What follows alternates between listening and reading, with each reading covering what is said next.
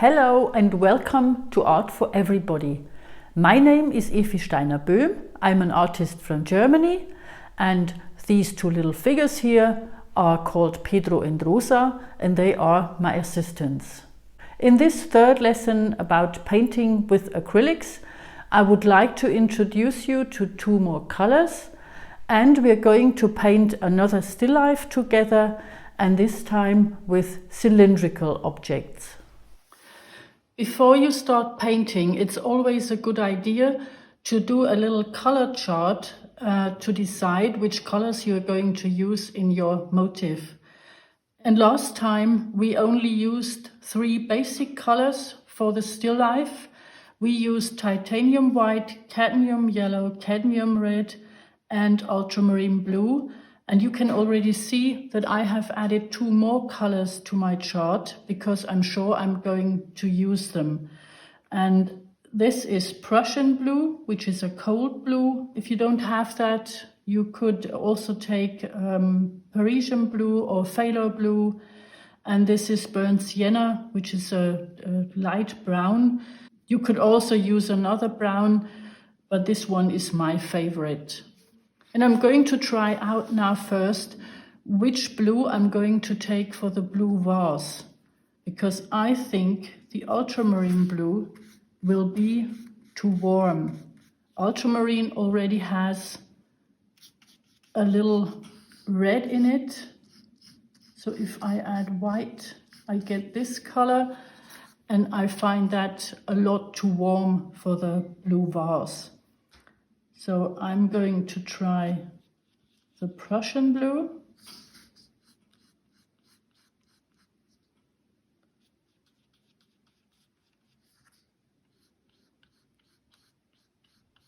And this gets a lot closer to the way I see the vase.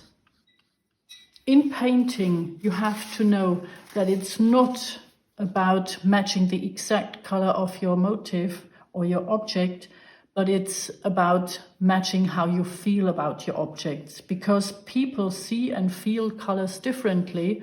So if you see the vase like this one, please feel free to use the ultramarine blue. If you find this one too dull, try another blue and stick with that. I can only give you hints which colors you might want to try out. I am going to take the Prussian blue for the vase. And now I'm going to try out the bottle.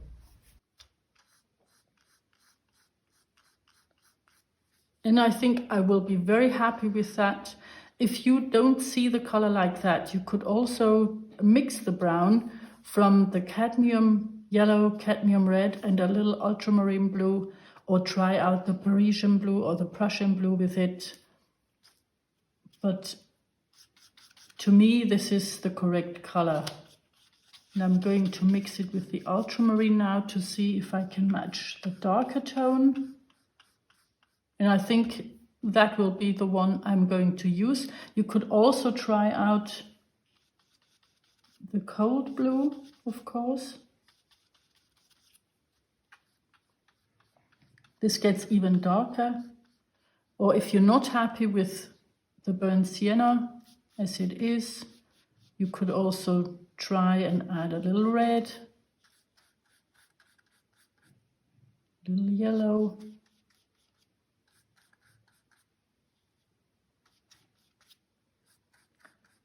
And so on. You can see already that the white will probably be too much.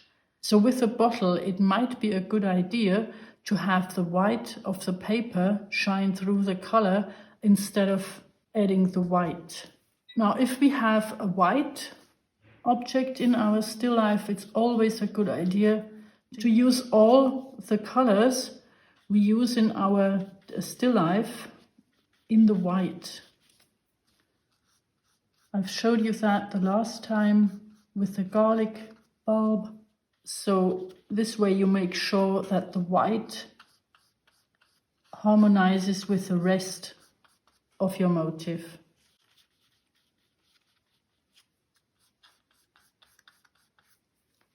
Now the apple should be fairly easy, and you can again decide which of the blues suits you better.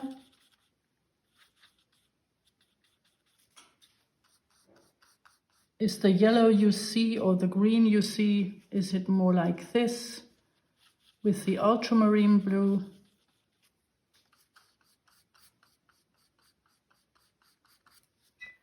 Or is the green you see more like this?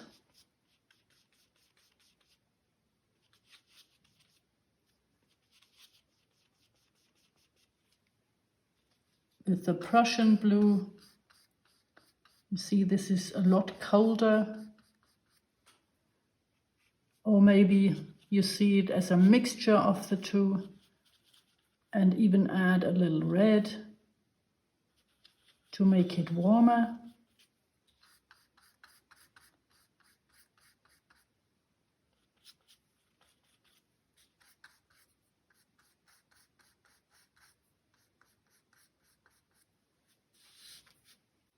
Etc., etc. The most important thing you have to know about painting is that technique is wonderful. Like in music, it's very important, but it's more important that you paint what you feel, because only if you do that, your painting can be honest, and honesty is what makes your painting attractive to the viewer. So I've already done the sketch for my still life. I hope you've seen the video about drawing cylinders. If you are not sure that you can do cylinders, please make sure to look at that video first. A good tip is always to draw vertical lines and then measure your cylinders to the left and to the right so that you have the same distance here as you have here. You can see that I've done these vertical lines with every one of my cylindrical objects to make sure that they look right. So what I'm going to do first now is I'm going to block in the main colors, and I'm going to concentrate on the light tones, the middle tones, and the darker tones. And only if I have covered the whole surface with my colors, I'm going to do the details. And when painting cylindrical objects, it sometimes might be a good idea to follow the lines on the object with the brush strokes. You've learned that with the pumpkin and the onions, and it's the same, of course, with cylindrical objects.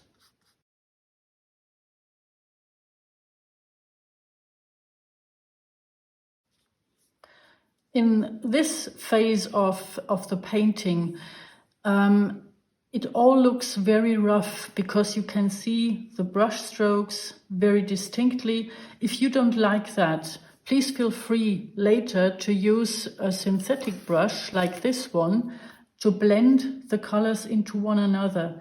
You don't have to do that because that's the Impressionist style, but if you don't like it, you can also use the softer brush, of course.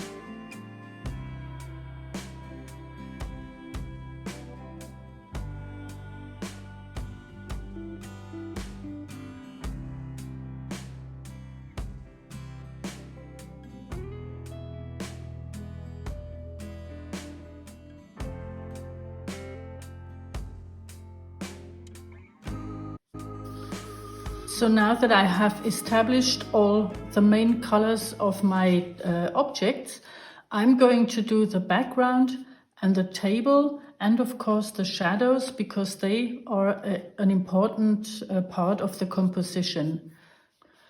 And with the grace of the background as well, I try to use all the colors which I have used in my objects, so that my background and my objects go well together. And I'm going to use the trick of the old masters again. It's something which you can see clearly in the photograph as well, that behind the objects, the light seems very bright. And on the other side, in the lighted side of the object, the background seems a little dimmed. It's probably the same color, but it looks lighter here than it looks here. And I'm going to exaggerate that so that the viewer thinks that light floats around my objects.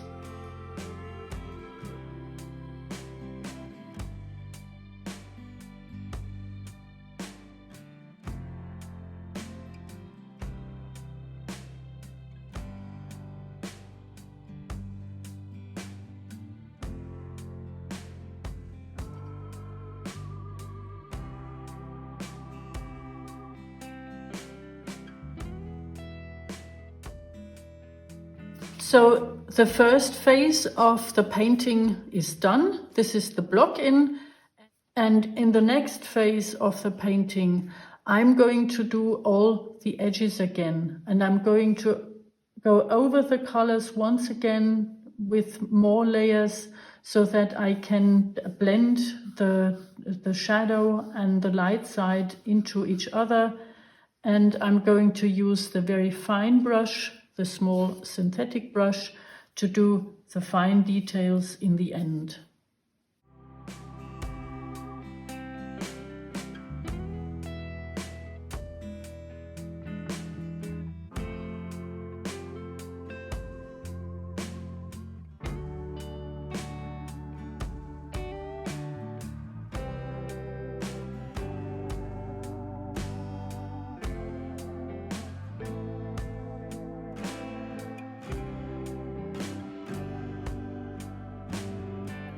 The trick you see me doing is something I have learned from my teacher.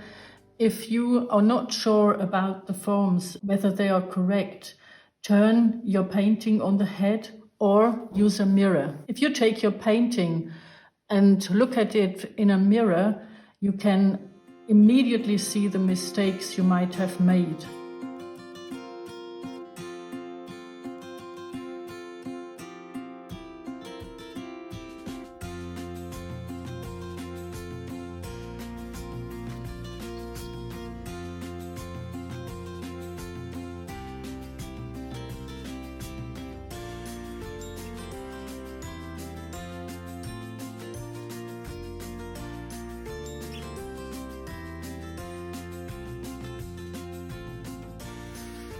So the only thing that is left now is to add all the lights and some of the very dark shadows on the brown bottle and beneath my objects.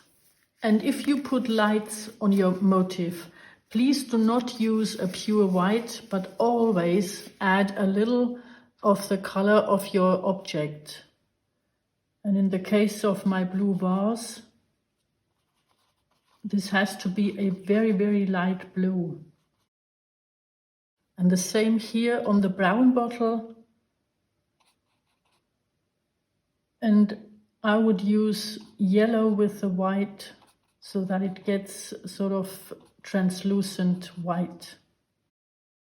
And where you can see the background through the brown bottle, I would use a very light brown and make it lighter with red and yellow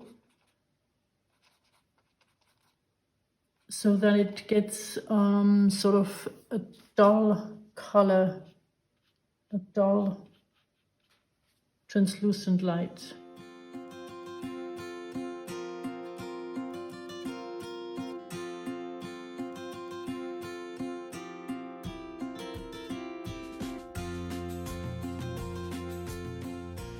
So this was my third lesson in painting. I hope you enjoyed it, and I hope you're going to join me again next time when we are going to paint plants, because we're talking about greens in painting. Thank you again for watching and see you soon.